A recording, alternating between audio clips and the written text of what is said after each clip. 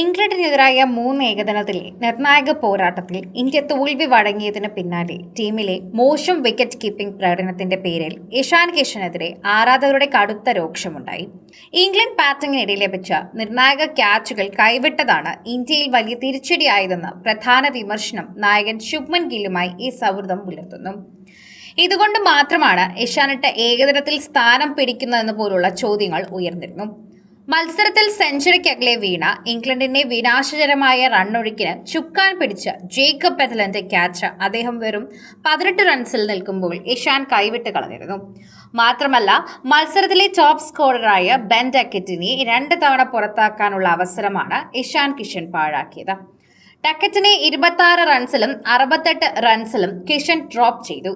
2 ഫോറുകൾ അധികം ഇംഗ്ലണ്ടിനായി വിട്ടുകൊടുക്കുകയും ചെയ്തതോടെ wicket keeping Kishan പൂർണ്ണമായും പരാജയമായി മാറുകയും ചെയ്തു. മാത്രമല്ല, ആവേശം കൂടുതലായി കിഷൻ ഇന്ത്യയുടെ ഒരു DRS റിവ്യൂ നടത്തി.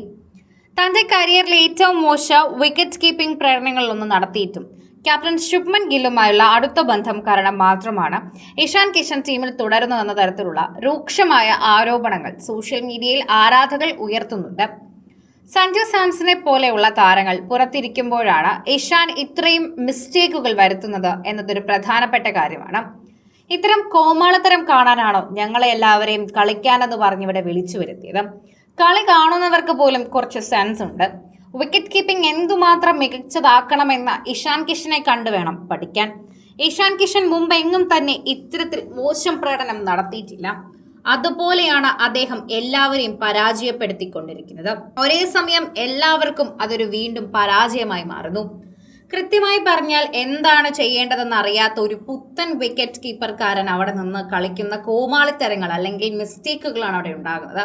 ഒട്ടും സഹിക്കാൻ പറ്റാത്ത, ഒട്ടും ആശ്വസിക്കാൻ പറ്റാത്ത മിസ്റ്റേക്കുകളാണ് അദ്ദേഹത്തിന്റെ ഭാഗത്തു നിന്നും ഉണ്ടാകുന്നത്. അത് കൃത്യമായി പറഞ്ഞു കഴിഞ്ഞാൽ അളവ് കോരി വെച്ച് തന്നെ പറയേണ്ടതായി വരും. അത് മനസ്സിൽ തന്നെ കുറിക്കുന്ന വാക്കുകളായി മാറുന്നു എന്നതാണ് ഏറ്റവും പ്രധാനപ്പെട്ട വിഷയം. ലോർഡ്സിൽ നടന്ന പരമ്പരയിൽ 3ാമത്തെയും അവസാനത്തെയും ഏകദിനത്തിൽ 27 റൺസിനാണ് ഇന്ത്യ ഇംഗ്ലണ്ടിനോട് പരാജയപ്പെട്ടത്.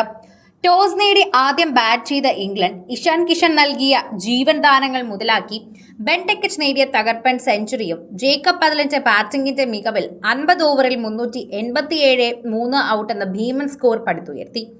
ജോ റൂട്ടും ജോസ് ബട്ട്ലറും അവസാന ഓവറുകളിൽ മികച്ച പിന്തുണ നൽകി. ജോ റൂട്ട് 74 ഔട്ടാകാതെയും ജോസ് ബട്ട്ലർ 41 ഔട്ടാകാതെയും നേടി.